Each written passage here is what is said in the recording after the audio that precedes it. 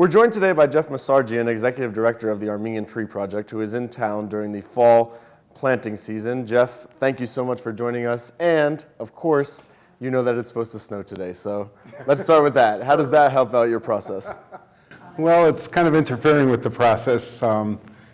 It'll be okay, though. We can still plant trees when it's snowing, as long as the ground doesn't freeze too early. Okay, and of course this is not your first time dealing with this.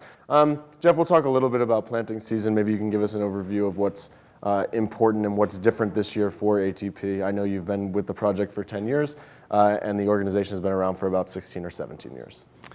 Well, the good news is that we've learned a lot from our recent experiences, and we're making great steps forward in proper techniques for growing trees, for lifting trees, transporting them, and planting them.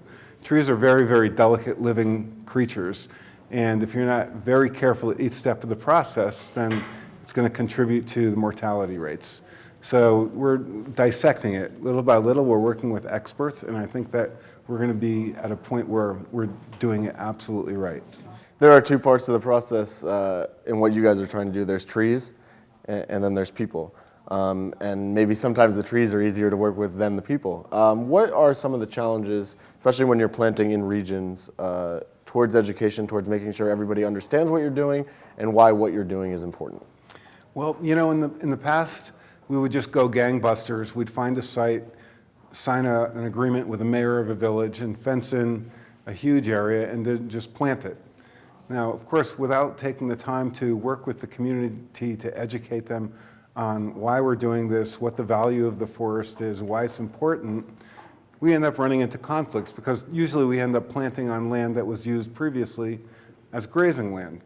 And then livestock owners would come, cut the fence, let the cows in, and the cows are all kept in a nice area, and they have trouble with survival rates of the trees.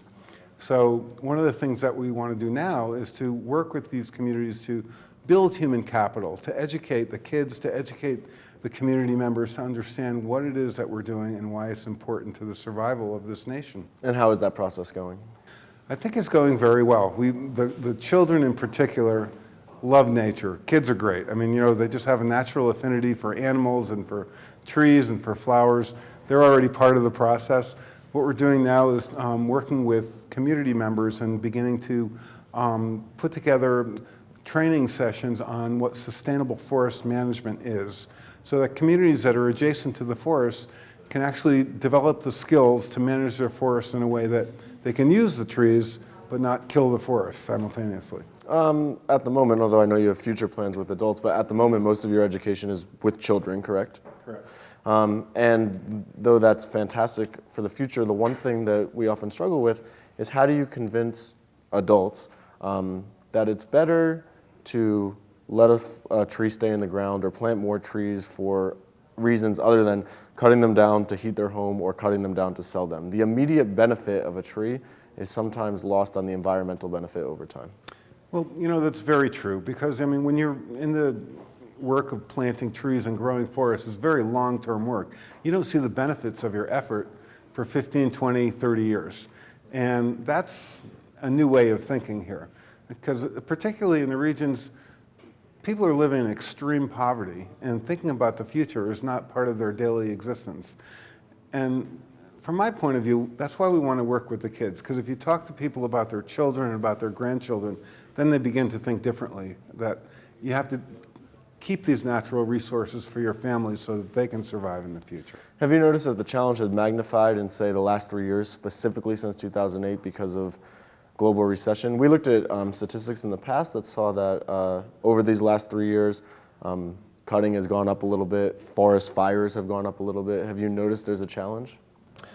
What I've noticed is an enormous challenge, and I think what we're seeing in Armenia now are the dramatic effects of deforestation. I mean, we've seen deadly landslides in Hagartsin, and also just last month in another part of Tavush where people died. And there's a direct connection between deforestation and landslides. It's happening now. And I think very much that Armenia is on the edge of economic collapse. And unless there's a change in attitude and a change in people's opinions and the way that we treat the environment, it's not going to be able to sustain Armenia into the future. It's a critical point in history. Since specifically your area of expertise is more the environment, how bad is it? You said edge of collapse, so if there's 3 parts on that particular part in the environment, how bad are things here? I think we're pretty bad off right now. I mean, in much of rural Armenia, people are dependent on wood as their only source of fuel for heating and cooking. That's understandable. We have to teach them how they can use the forest and how they can cut trees in a way that's sustainable so that they don't kill the forest simultaneously. Then, of course, you have the even bigger issue of illegal commercial logging. Wealthy people are getting wealthier as a result. That's a big problem. And then, you know, another part of sustainability is resource extraction. The mining industry is extracting millions and millions of dollars in natural resources from Armenia. That money is leaving the country, and people are being left with poisoned land, poisoned air, and poisoned water, and it's going to affect public health. It is affecting public health in a big way.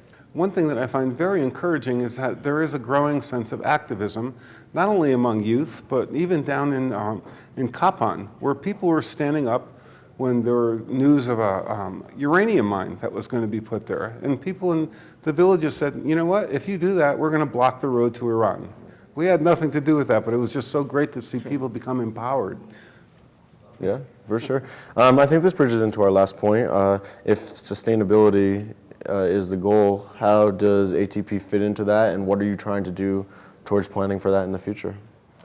Well, this is part of the strategic planning process that we're involved in currently. Our board members are here in Yerevan, and we're going to be meeting with all of our staff and discussing the directions that our programs can take in the next 3 to 5 to 10 years, so that the work that we're doing will sustain Armenia into the future. It's going to involve more public education, more extensive work with the youth. We're also working with youth in America to connect them to environmental issues and to kids here in Armenia.